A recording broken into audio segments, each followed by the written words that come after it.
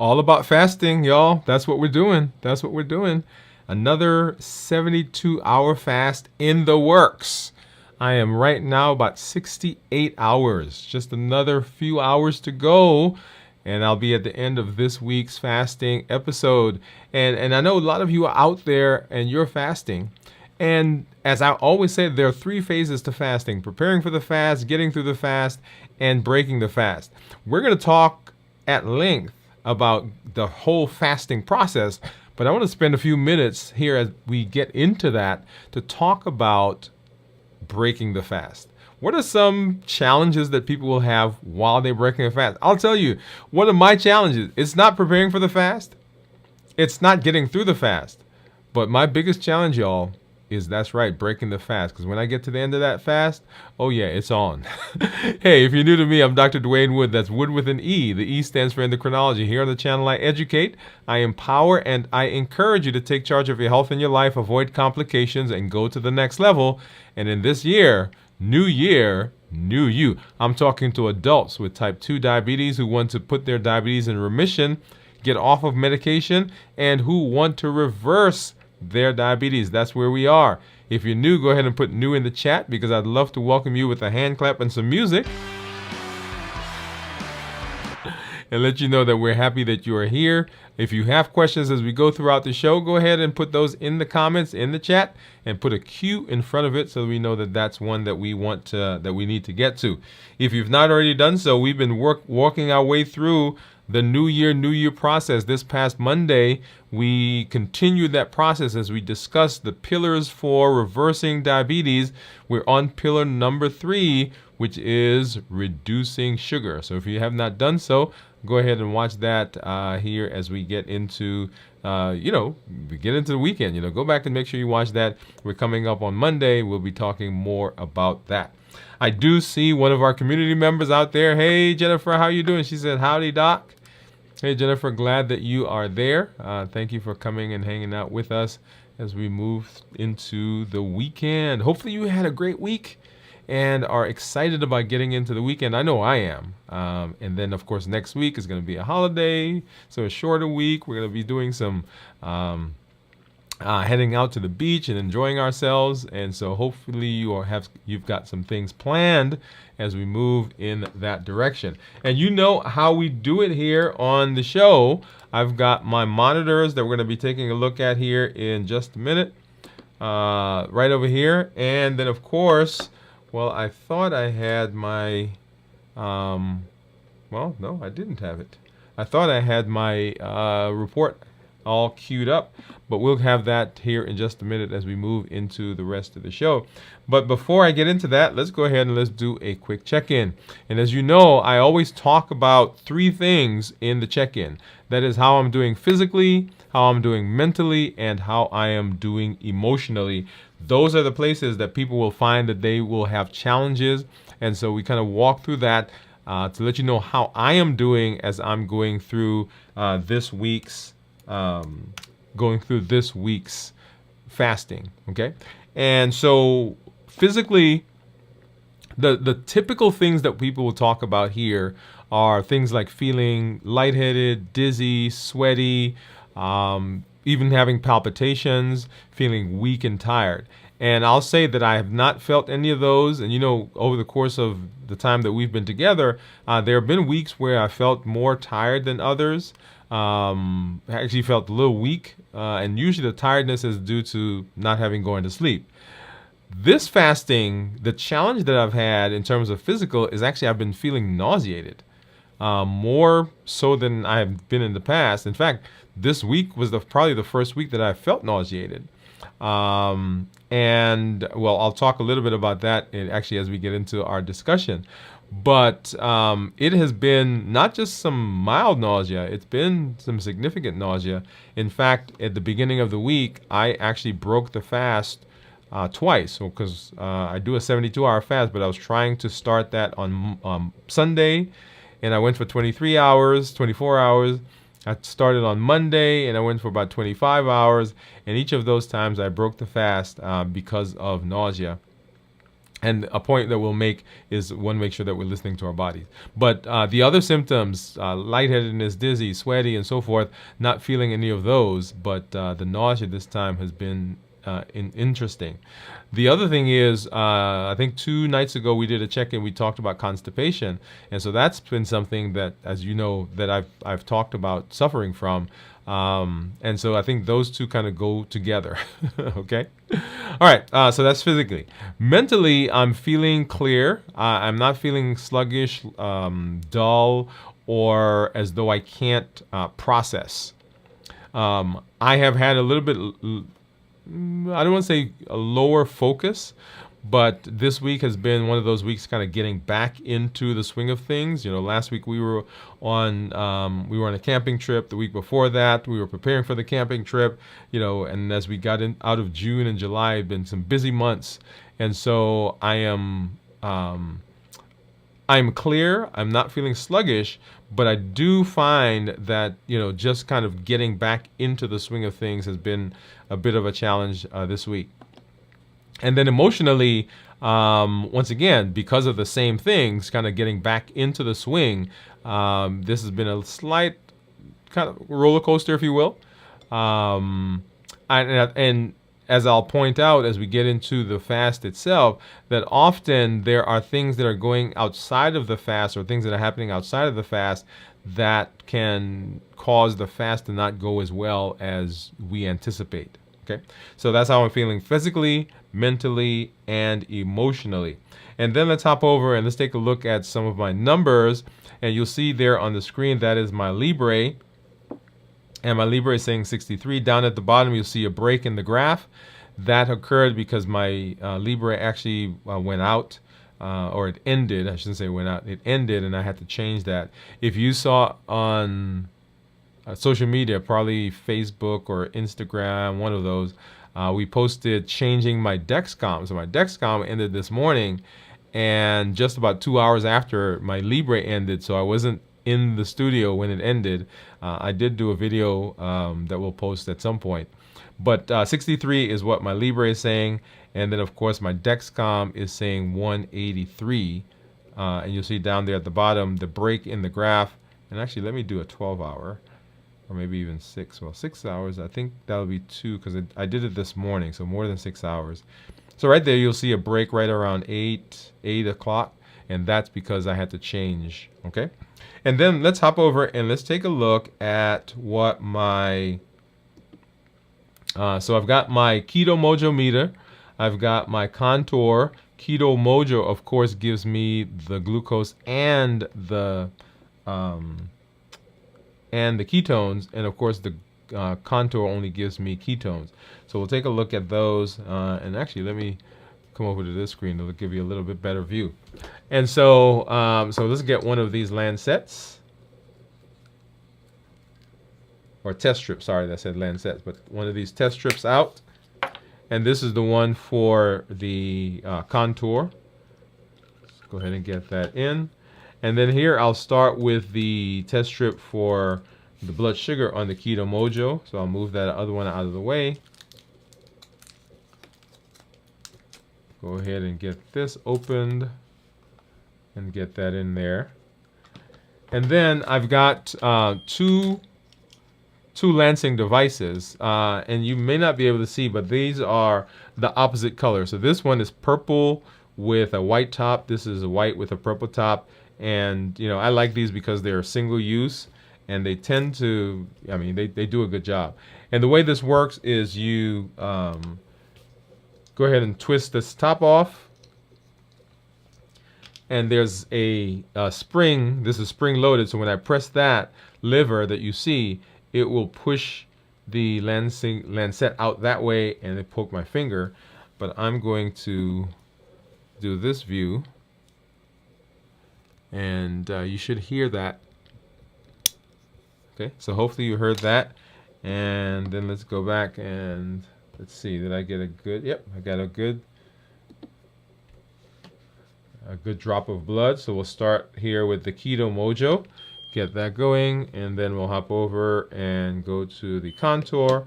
And of course I still need to get another drop of blood So 59 for the Keto Mojo and 60 for the Contour. Get that out and get this strip open. So this is the ketone strip. Get that in there, and we've got a good drop of blood. So let's go ahead and get that started. All right. And of course, as I normally do, I'm going to get that started, but I'm not going to show you what it is. All right, we're going to hop over here. Awesome. And we're going to actually take that off the screen because sometimes I go back to that view and I forget that it's there. Okay. All right. So tonight we're kind of reviewing fasting, but I want to spend some time talking about breaking the fast. So we'll kind of go back and we'll start walking through the fast, but I want to start by talking about breaking the fast and what that means and what are some places that we may have some challenges. You've heard me say that getting into the fast, preparing for the fast, is just as important as the fast itself and, of course, breaking the fast. And that is so important, so true, because we can undo a lot of things that we do in the fast at the end, right, for lots of different reasons. And so I'm just going to list these, and we'll kind of walk through these together, right? So one, when we break the fast, and we'll talk about things you can do to break the fast and food and so forth in a minute as we get through the review.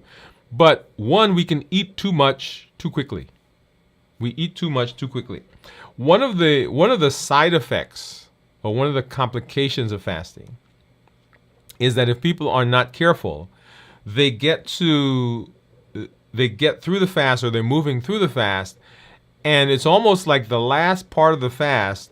It's like that last ditch effort, right? And so they begin to perseverate, they begin to think, they begin to play through their head, through their mind, what is it going to be like when they eat? What are they going to eat? And they kind of build it up into this huge mountain. And so when they finally break the fast and they eat, they end up eating too much, too fast, too quickly. And so that sets them up for weight gain. It sets them up for higher blood sugars because the things that they tend to eat are not the things that will maintain ketosis or maintain blood sugar. They tend to eat those high processed foods that are high in carbohydrates. And that, once that happens, you will find, if you ever do that, that it sets up the next 3, 4, sometimes 5 days for difficulty with appetite. Okay? So they eat too much too quickly. They start with heavy fatty foods. That's another thing. They start with heavy fatty foods. What we want to do is we want to start with light for the first meal or so, and then kind of gradually introduce things as you go. Because the process of fasting puts the GI tract, particularly if you're doing some of the extended fasts, it puts the GI tract to rest. And so the goblet cells, which are in there, that are the mucus-producing cells that are there, that are supposed to be producing mucus to lubricate the GI tract, they're actually going to sleep.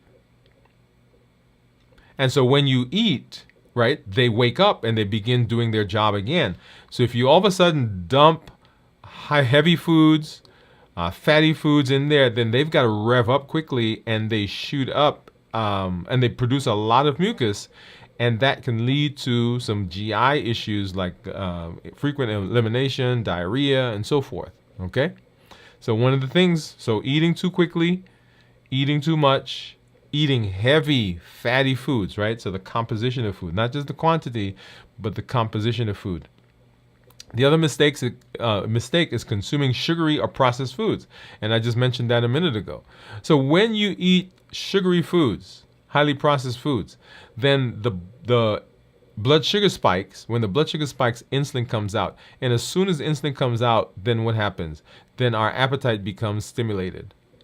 And so we get into this vicious cycle that we did a great job of getting through the fast and decreasing quote unquote calories. We've got all the benefits in terms of insulin sensitivity and lower blood sugars. But then now we go and we eat highly processed, highly sugary foods, and the blood sugar goes up. And when insulin comes, insulin brings the blood sugar down. It stimulates the appetite. That sugar has to go somewhere. And the body uses some of it, but then it stores some of it in the liver in the form of glycogen. And remember, the body stores 100 grams of glycogen in the liver, approximately. And for every gram, it stores 3 grams of glucose, or 3 grams of water. So when you eat, if you've eaten 1 gram of carbohydrates, or it amounts to a gram, that gets stored in the liver. It also now has to store 3 grams of water for each gram. So that's now 400. So 100 for the glycogen, and then 300 for the water. So we got 300 grams, or 400 grams that are now been stored, and that can result in weight gain. Okay, so consuming highly processed, highly sugary food. Ignoring hydration, and I mentioned that I was going to spend some time talking about this because it is also one of those other places where I believe that is probably what's going on with me in terms of nausea. I've not been doing a good job of maintaining hydration. Now that shows up in lots of different places. One of the things that I noticed is that I had a little bit more swelling in my legs. And we'll come back at another time and do an entire show about the effects of hydration other than electrolyte. People say, oh, you need to make sure electrolyte. Oh, you need to make sure because your blood pressure will drop. There's some other complications that can occur if we're not remaining hydrated. And this is not necessarily a fasting issue. This is just a hydration issue in general. Okay? So ignoring hydration is another place where people can have difficulty, because if they have been if they got through the fast but they didn't do a good job of hydration, now they start eating and they're still not drinking, and that sets them up for difficulty going forward. Okay, so hydration, huge. And then skipping small gentle meals. This goes back to that initial meal, right? And so you know that I have processed and I've been using different things in terms of fasting or breaking the fast. And I've been doing that because I've been trying to find for me what is the right combination of things, right? We started out with bone broth, vegetable broth. We did tofu. We did chicken. We did cheese. We did nuts. And so anyway, so lots of different things. As a matter of fact, one night we did brisket from a place here in town that we got, which was delicious, by the way. Okay. Right. So skipping small gentle meals is another place where we can run into difficulty, because it goes back to this idea of having heavier things, and that causes issues for the GI tract. The next thing is not chewing food thoroughly. Sometimes when we finally are able to eat, we just kind of throw it in. And that can cause issues because the body has to now break all of that down if we've not chewed it properly. Remember, the body's just the GI tract is just waking up. And so you dump all of this food that's in there that's not finely chopped up, and the body has to spend time breaking that down, and that can set you up for difficulty as well, whether it's nausea, queasiness, even sometimes maybe diarrhea as a result of that, right? So make sure that you are chewing the food thoroughly. And if you're out there, what's the number of times they say they used to tell us when we were kids we were supposed to chew? Is it 32 times? I don't know if I've ever chewed 32 times. Yeah, yeah, I think it's 32. All right. Next thing is not listening to your body. Whatever you do, always, you got to listen to your body, because it will tell you what it needs and what things are, what's going on. So often, the body's giving us signals, right? We feel a little queasiness, but we're like, oh, that'll pass. We feel lightheaded or dizzy or palpitation. Oh, that will go away. No, the body is telling us something, and it wants to make sure that you are listening. So listen to your body. This is for getting into the fast, during the fast, or even after the fast. A lot of times we're in the fast and something is going on, and we persist in the fast when we probably should actually break that fast and come back another time. Let me say that again, right? Just because you are in the fast, just because you are fasting, does not mean that you have to complete that fast if the body's telling you something differently, right? So listen to your body. It will tell you, because we want to make sure that you are safe, right? So safety, safety, safety. And then, of course, the biggest, I shouldn't say the biggest, one of the big things is forgetting to plan the post-fast meal. Yeah. So we do a great job of getting into the fast. We do all the things that we'll talk about here in a minute. We do a great job of getting through the fast, but we don't take thought for, okay, what are we going to have at the end of the fast? And so we show up at home, or we show up in a situation, and we end up just eating whatever is available. And that, right, often, sometimes, a lot of the times, goes against all the principles that we've just talked about in terms of starting slowly, not eating too fatty foods, not eating too heavily, and just kind of easing into it, right? So forgetting to plan the post-fast meal, right? So these are all things that happens when we are breaking the fast if we're not careful. We'll talk a little bit more about some of the nuances here in just a little bit as we get into the rest of the show. But I just wanted to spend some time initially here talking about breaking the fast. And then let me hop over and just say hello. So Jennifer, we said howdy. And then Life with Ron says, I find it easiest on my system to break my fast with high water fruits and veggies like watermelon or cucumber. Okay, so good. So Ron, thank you for putting that, by the way. So going back to this idea of listening to your body, part of listening to your body is seeing what happens with certain foods as you're breaking the fast. And so, for instance, in this case, Ron says that he finds that fruits and veggies that have a high water content work well for him, right? In terms of, I'm assuming you're saying in terms of both hydration and getting out of the fast. Now, one of the things that I did, Ron, if you go back and look at some of our earlier shows, I was breaking my fast with nuts. Like, I love cashews and I love almonds, which don't have a lot of water, but they have a lot of fiber, and not a lot of carbs. But for me, when I eat those things, my blood sugars, it spikes up so much. Like, I'll go from a 60 up to 250 or almost sometimes 300 just by eating nuts. And so I found that caused too big a spike in my blood sugar. And so my cravings, those cravings were, horrendous. And so there were times where I find myself, oh my goodness, I'm just ravenous. And so I had to kind of change that. But thank you for saying that, that those are things that you find that are good for you. Now, cucumbers, I think that is one that I probably can do. And maybe having a cucumber salad. I do have a salad that I'm going to break my fast with here later. And even in the salads that I do, I don't put tomatoes because tomatoes, once again, spike my blood sugars pretty high. Awesome. All right. Okay, so let's hop over and let's talk about fasting. Fasting review, things that you need to know. Things that you need to know. And I break fasting up into 3 different categories, or 3 different phases. Preparing for the fast, getting through the fast itself, and then breaking the fast. Now, we've talked about some things a little while ago about breaking the fast and some potholes. We'll come back and put some more meat on some of that here in just a minute. But preparing for the fast, there are 4 things that I want you to know. Preparing for the fast.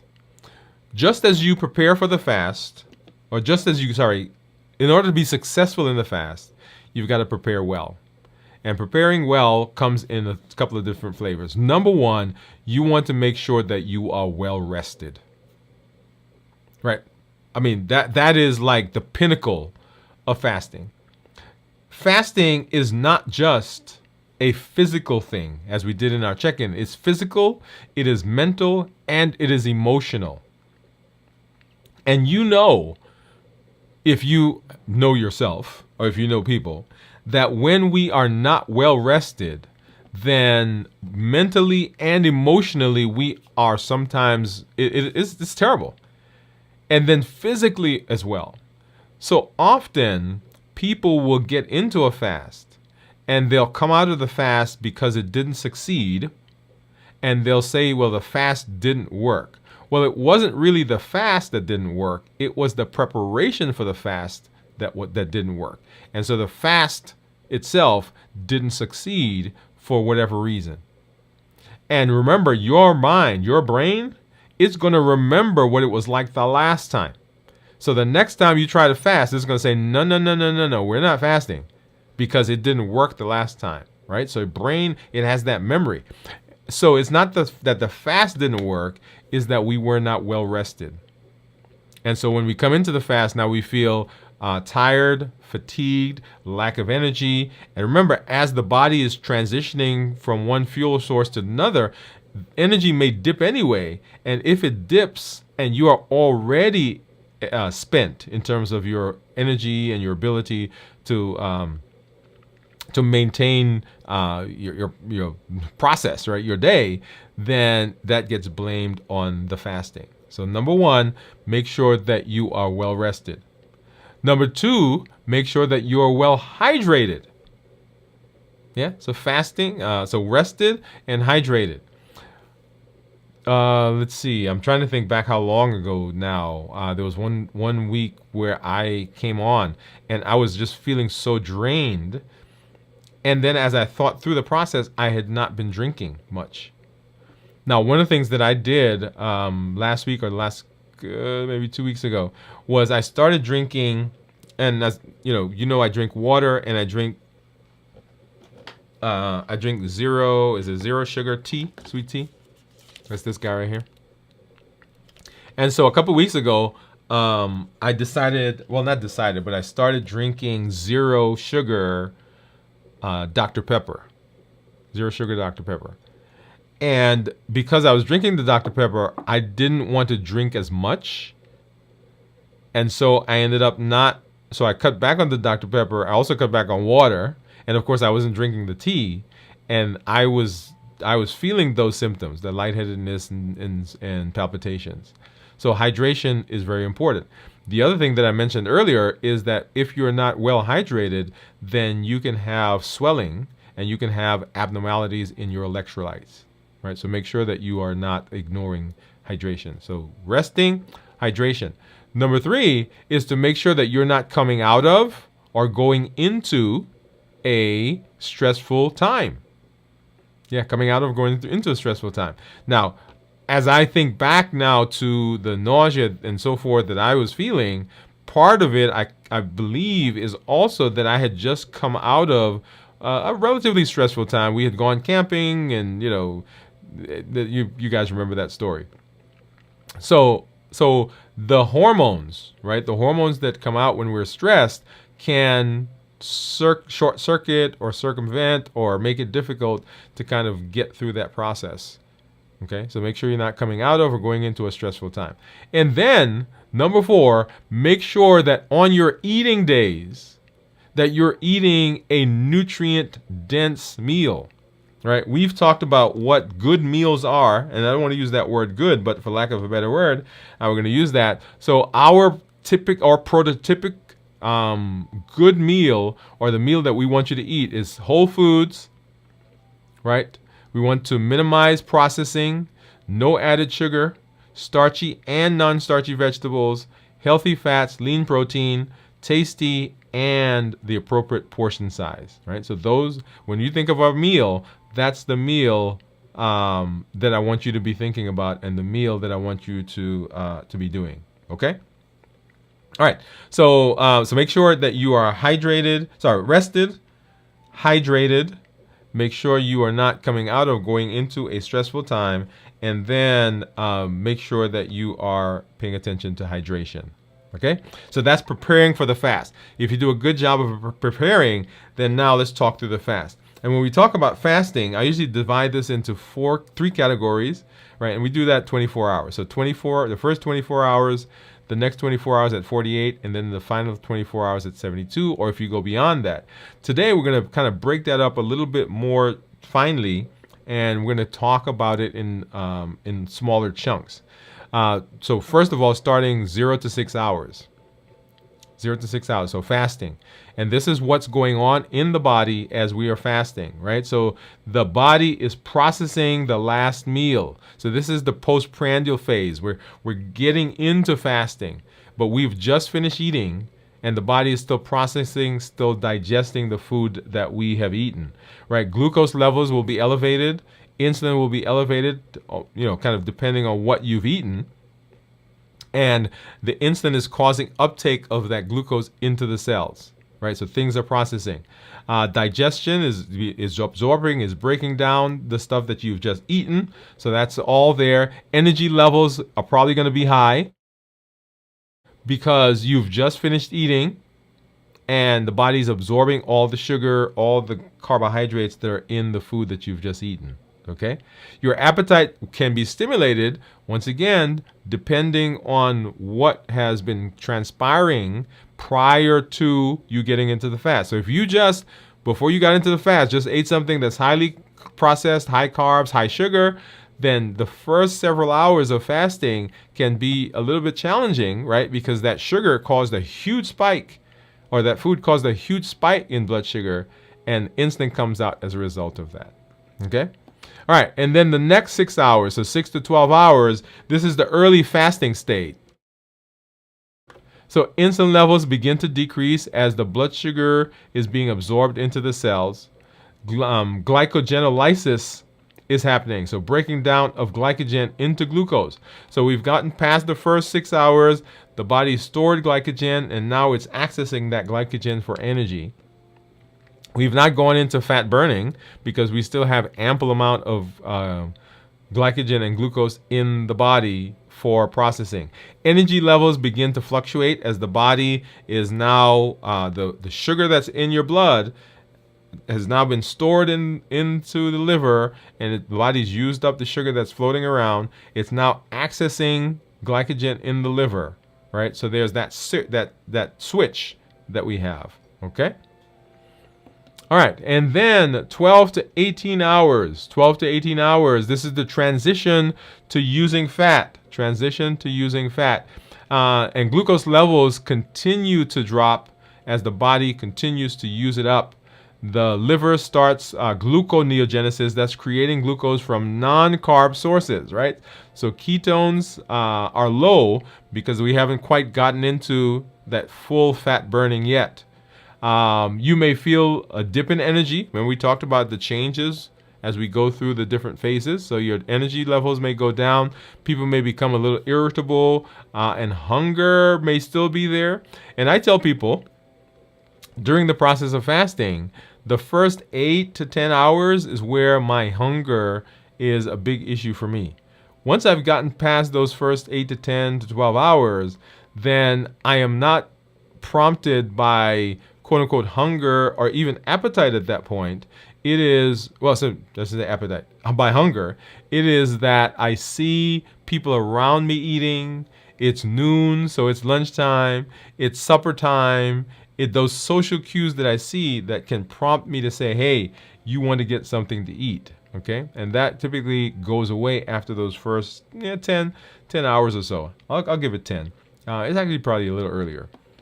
And then from 18 to 24 hours, ketosis begins. This is where the body has, the body's depleted the glycogen stores, or it's near depleting, and it begins, and it's switched over now to burning fat instead of sugar. And so ketones begin rising, right? So glycogen stores are nearing depletion, leading to increased ketones as the liver metabolizes fat into ketones. Autophagy begins. Remember, autophagy is the body's reclamation, recycling process, where it goes out and it gets those broken, damaged, unused cells, and it begins to make those into new parts of the body, right? So that's one of those things that we want. We want to supercharge. We want to increase, big up, as they say, the glycogen or the autophagy, right? So initial stages of mental clarity may begin. And we talked about mental clarity in our last check-in. So this is the process. This is the time when we begin to see that, where the ketones are being created, a more steady source of energy, right? So the body has the beta hydroxybutyrate that's there. Remember, we have beta hydroxybutyrate and acetone, which is responsible for the smell that sometimes we get in the mouth during fasting. And autophagy is there, so inflammation is going down, oxidative stress is starting to go, and so that mental clarity is being revved up, and the brain is using those ketones for energy at that point. And then our next, so we're in ketosis. So we're in ketosis at this point, and so our next stage is when we get to 24 to 30 hours, and we're fat adapted at this point. So significant increase in ketones, they're being produced because we're not using glycogen anymore. The fat oxidation increases, and more fatty acids are converted into ketones. All right, so we're in the process of fully, right? We've changed over. Remember that hybrid car that we've talked about as an example that burns both gas and uses a battery? Well, during the process of switching, the body goes from burning carbohydrates, glycogen, and now it's burning fat and is converting that into ketones. Okay, so that's our fat adaptation. And we can continue on into, more longer fasts, but that's what's going on during these initial times. Now, during the fasting process, in order to be successful, I recommend a couple of things. Particularly if you're doing an extended fast, right? What I recommend is that you, during this time, if you're going to fast, that you start the fast, if at all possible, later in the day, later in the evening. Why? Because when you wake up in the morning, your fast is already 8 hours, 7 hours, whatever number of hours you've slept. It's already that far on the way. Okay. Sometimes people say they like to start the fast in the morning because they get a good meal and that sets them up for success as they go throughout the day. You've got to listen to your body and you have to know yourself. For me, starting in the evening is better because I end my day with some food and I wake up in the morning and 8 hours have gone by. Well, for me, maybe 6 hours has gone by. And usually when you wake up in the morning, a lot of people are not hungry. Okay, so number one, if you can, and if that works for you, start your fast in the evening. Number two, if you're doing a shorter fast, don't fast on days where you're just hanging around the house. Fast on days when you are going to be busy, right? So your mind is already occupied with doing other things, and so the time goes by much quicker. Right? So fasting. Let the people around you know. Let your family, your friends know, hey, I'm fasting on a particular day. And you can talk with them as they're planning different events so that they don't plan an event on a fasting day. Like if there's an option, I guess, obviously, right? If it's a birthday, then you can't change that. But if there's an option to change the day or do it a different time, then you can do that so that you can be out of your fasting window when this significant social event is happening. Right? So talk to the people around you. Don't make fasting this huge mountain, however. So don't, show up at a party and say, oh, we can't, I'm not fast, I'm fasting today, right? So the small group of people that you know, but you don't have to announce that to everybody because it gets into all kinds of other issues at that point. Okay, so make sure that you're doing that. So those are just some pointers for getting through the fast. And then, of course, when we come now to breaking the fast, right? And we spent some time here just a little while talking about breaking the fast. And so as we're breaking the fast, some of the things that we want to be mindful of. Number one, when you are breaking the fast, you want to monitor blood sugars if possible, right? So if you have a glucose monitor, great. If you have a continuous monitor, great. If you don't, I recommend that you get one. So even though you're not diabetic, you can pick one up for relatively inexpensive, relatively cheap. I think the least expensive one that I found is the Walmart brand, and you can get test strips for. They're relatively inexpensive. Let me just say that, right? So monitor blood sugars, because what that does is it helps you to see what different foods do to your blood sugars. And so having that information, then you can make some decisions about how to proceed. Number 2, make sure that you're doing portion control. Portion control. And that goes back to what we talked about in terms of some places where people will have some challenges where they eat too much and they eat it too quickly, right? So portion control, very important. And then eat slowly, right? That goes back to eating too quickly. And then avoid sugary and processed foods. This is that initial meal that you're going to have post-fast. Hydration, very important. Don't ignore it. Water, coconut water, unsweetened, herbal teas. Those are all good ways to get hydration. And if you don't like, a lot of people say they don't like the taste of just plain water. These are good ways where you can get some hydration in, where you're having something that you may like the taste of. And then, of course, protein, eggs, chicken, turkey breast, and tofu or tempeh for those of you who may be vegetarian or vegan. What does protein and fat do? Or what do protein and fats do? They help to satiate you. What does that mean? That means that they help you to stay fuller longer and satisfied longer.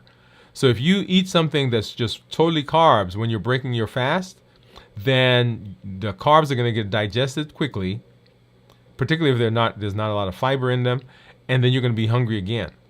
And so that just sets up a cycle already, right, for having stimulation of your appetite. So make sure that you are doing that. You're getting some good protein in there. And actually, several times I actually broke my fast with eggs. So I have a salad that I'm going to eat. Now that I'm talking to you, I think I may add some eggs to that. But I know that I can't break the fast with nuts. I can't break the fast with nuts. All right. Before we continue, let's hop over. I do see that. Let's see. So Grace. Hey, Grace. Grace says hello, everyone. Thank you for stopping through. Life with Ron. Say hello, Grace, and hello, Jennifer. Jennifer says the cucumber salad sounds great. Yes. I think, Jennifer, that's one I'm going to try. Right. I'm going to try that. See, next week we'll talk a little bit about that. Yeah, I'm going to try that. Jennifer saying hello all, and Grace says hello, Jen. Hope all is well. Definitely. Okay. And Grace says my go-to food to break my fast is soup. Yes, soup is very good. It's not typically too heavy unless you're having one of those like chicken and dumpling soup or something like that. Not too heavy, and it's filling.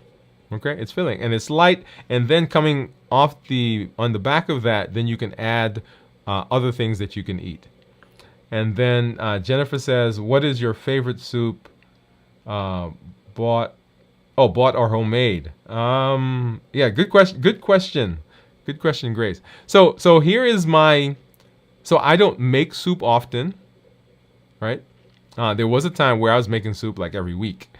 So I'll go out and so if I'm going to have soup, typically it's soup that I make, right? So I do have, several soups that I have here at the house. In fact, I went out today and I've got some soup because I'm going to do some stewed chicken, and I typically do the stewed chicken, and I put some mushroom soup in the chicken when I do it. But other than that, I'll go out and I'll buy a chicken and I'll cook that chicken or boil the chicken. Or here's a simple way to do it: so you go to someplace like Sam's or Costco, whatever your store is in your area, and I get a rotisserie chicken, and then I chop that rotisserie chicken up, and I put the bones in, and I boil those, and take them out, right? Get all that stuff out, and then I'll start with that as my stock, and that is where I make my chicken. Or for Thanksgiving, I'll take the turkey and I'll make soup out of that. So I tend to like that. So Jennifer says, we eat lots of eggs, have 18 laying hens, so egg cartons are always full. Definitely cool. Congratulations. I love that. I love that. And then Grace is saying mostly bought. So she's answering Jennifer's question about soups. Yeah, mostly bought. All right. So continuing on. So proteins. Make sure we got some proteins in there. And then healthy fats, right? Once again, we talked about fats and protein. Avocados, nuts, seeds. I should have bought some avocados when I went to the grocery store just a little while ago, but I didn't. Hey, those are good things. I think we may actually have some in the refrigerator. My wife likes avocados. I do too, but there may be some out there. And then broths, right? So back to kind of the soupy kind of thing. So vegetable broths, bone broths. For those of you who are vegan, vegetable broth is very good. And you're breaking the fast with it, so it's light. And you can even leave some vegetables in it if you want. And then some considerations. When breaking your fast, choose foods that help maintain stable blood glucose levels while offering nutritional value and are gentle on the digestive system. Yep. Focus on low glycemic index foods. And low glycemic tends to be glycemic index of 50 or less. Lean proteins, we talked about chicken, fat, fish, healthy fats, and then make sure that you are doing a good job of maintaining good hydration. Okay, so as we're talking about breaking the fast, we talked about some pitfalls, some places where people will have challenges, and then now we've put some meat on that as we talked a little bit here about breaking the fast. So let's hop back over and let's see, what do you think? If you already have done that, great. If not, go ahead and drop into the chat. What do you think? What do you think my ketones are going to be? We are now 68, 69 hours away from fasting, from our 72 hours. So let's hop over and let's take a look at what. So there's my Keto Mojo. And let me go over and grab my Keto Mojo app so we can get that synced. All right, so here is my Keto Mojo, and then let's go ahead and sync the app. Let's come up there in just a minute. Oh, got to turn it on, or it won't scan, right? It won't sync. All right, so what do you think? What do you think my ketones are going to be? I didn't look, so I didn't know what it is. So yesterday, I think it was 1.4. So let's see, maybe 1.7 or 2. Between 1.7 and 2. I know that's a big range, but okay, let's go. Here it is. Ah, okay, look at that. So blood sugar is 559 and ketones are 2.3. So when we talk about ketones, remember that ketones that are less than 0.5 are considered normal. 0.5 to 1.5 are considered nutritional ketosis. And then above 1.5 is considered therapeutic ketosis. And right now I'm above 1.5. And if we look at the actual graph, the tan graph, that is blood sugar. And the turquoise graph, those are ketones. And so as I fasted, my blood sugars have gone down to what it was here, 59. And then the ketones have gone up to 2.3. And so remember, ketones and glucose can't coexist. Right? Ketones and glucose won't stay in the same space. So as my blood sugars went down, my insulin went down, so ketones came out. And as I start eating, depending on the concentrate or the composition of the things that I eat, then my ketones will start going down as my blood sugar goes up, and then the insulin comes out. Which is why I tried during those initial hours of breaking the fast, I try to kind of maintain some ketosis. So the things that I eat, I want to eat things that are less carby, so that my ketones will continue to be up, because that helps continuing to burn the fat, right? Okay, so let me hop over and let's take a look at my let's take a look at my Dexcom report. And as you know, as I'm talking, it logs out, so I'm logging back in so we can take a look at that. And so let's hop over and we'll take a look at my report here as it comes up. Here we are. Get that off the screen. All right, so let's see. Let's do this view. No, let's go to this one. I like this one. Okay, so you'll see there that my average blood sugar over the last 2 weeks has been 146, and that actually is coming down because over the last several weeks we've had interesting times, right? So that shows up there. If I go to my 90-day average, this is probably going to be about 120 or thereabouts. Okay, yeah, so 123 is what it is. I'm in target 87% of the time, and that target range is 70 to 180. If I were to get an A1C with these numbers, then my A1C, the glucose management indicator, is saying 6.3. Okay, that's what that is, 6.3. All right, and then let's go ahead and take a look at my daily graphs. I'll come up here in just a minute.